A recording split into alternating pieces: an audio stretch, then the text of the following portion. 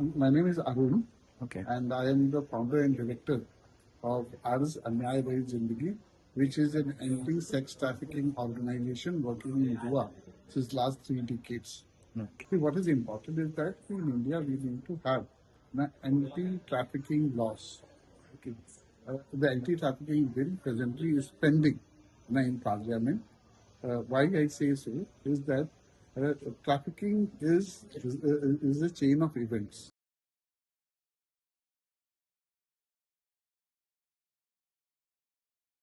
It is important that if we talk about starts India in different trafficking states, which is a major it goes to other source of trafficking of girls to Goa. We feel is that the anti-trafficking laws, okay, or the national law would help in a better coordination between the source state and the destination state. Presently, we don't have such coordination. As a result,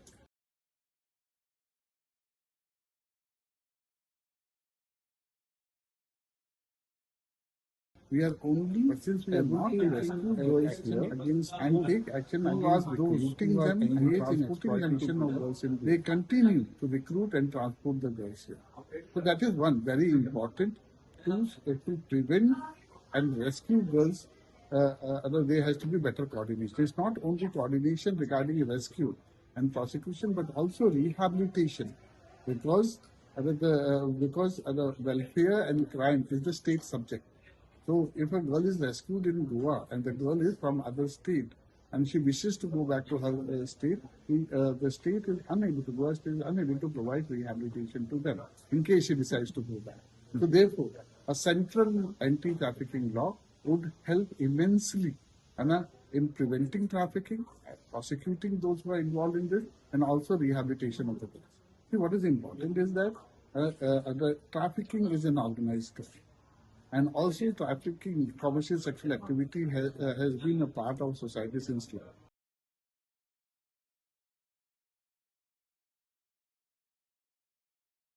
So here, definitely, the main responsibility of combating the demand is quite high, lies on the law enforcement agencies. But at the same time, the society and the local population also have to be alert and also needs to see what are their acts which are contributing to sex trafficking.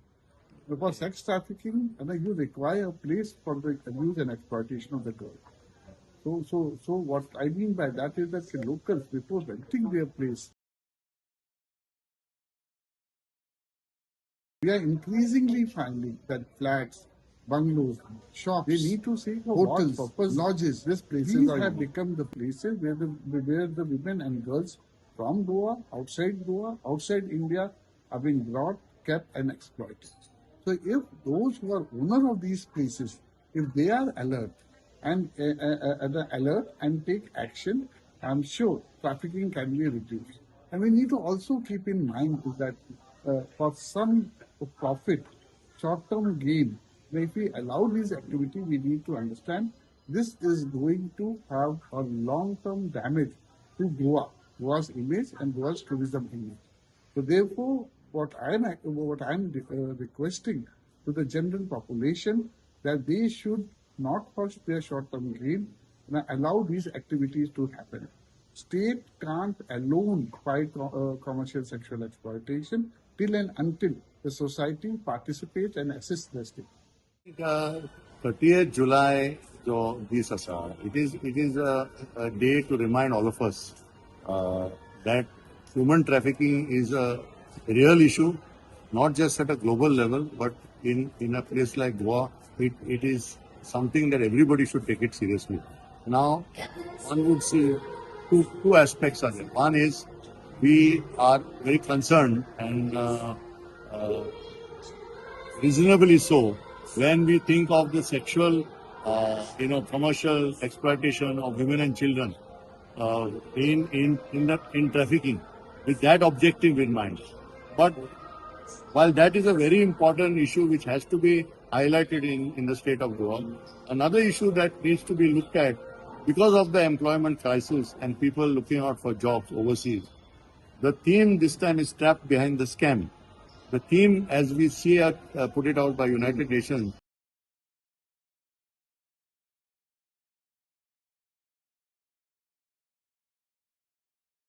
is because many people They are not registered. who are looking out for They tell jobs, them we will take you to employment. Thailand, we will take you tend to to get trapped Cambodia, by we will take you agents to who Vietnam, are and we will get a good job, unscrupulous. etc. Now this is happening to men and women.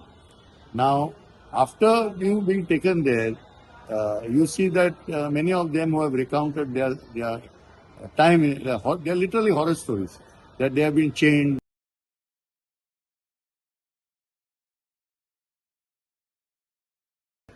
And all sorts of work They has have not been been allowed to expected. go out. So today, There are when even huge complexes, people in which look at the these theme people have been trapped kept. behind the scam, it's also got to do with the whole digital world.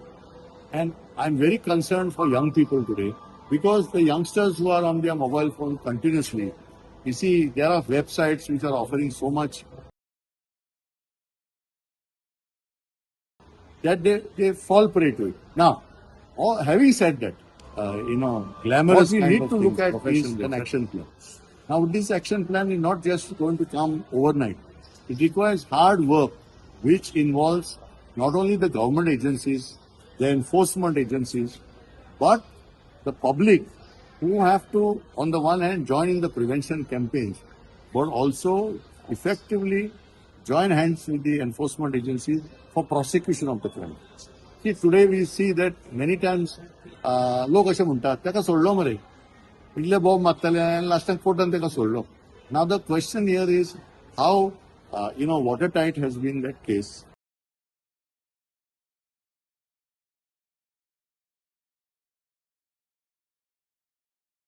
So how strong has In been this the witnesses? context, I feel there are How strong has a lot been of the things to be done. prosecution's, And at a community presentation level, I think the to first the thing judiciary that should happen is in the forthcoming elections, whether it is panchayat, municipality or the assembly, we have seen enough of this thing happening in the state of Goa.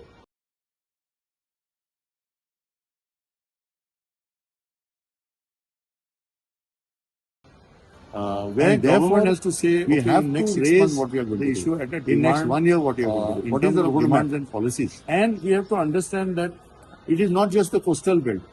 Today with hinterland tourism, because I have studied the tourism issue in very detail for the last 30 years now. And I've seen and interacted with experts from all over the world. And that worries me. We have had even an Interpol delegation came here, and I had an opportunity to meet up with them when Mr. Manoj Parrikar had come. I was the chief minister at that time because we had raised the whole issue of pedophilia.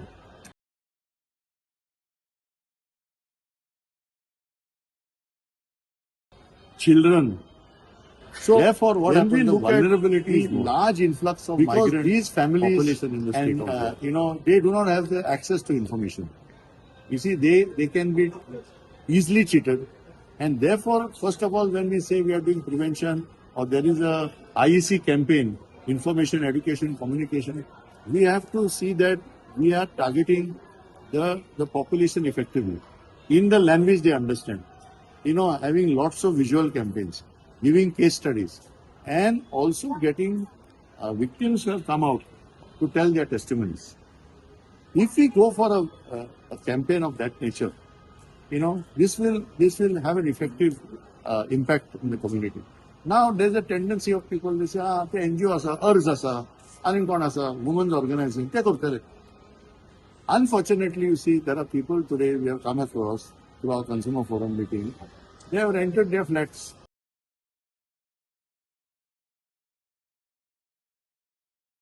So today we have been discussing now in some of our meetings. They don't realize that in the flat that they have rented, rental agreements with the appropriate clauses in those agreements that you will not take my flat and use it for any other purposes which are contrary to law.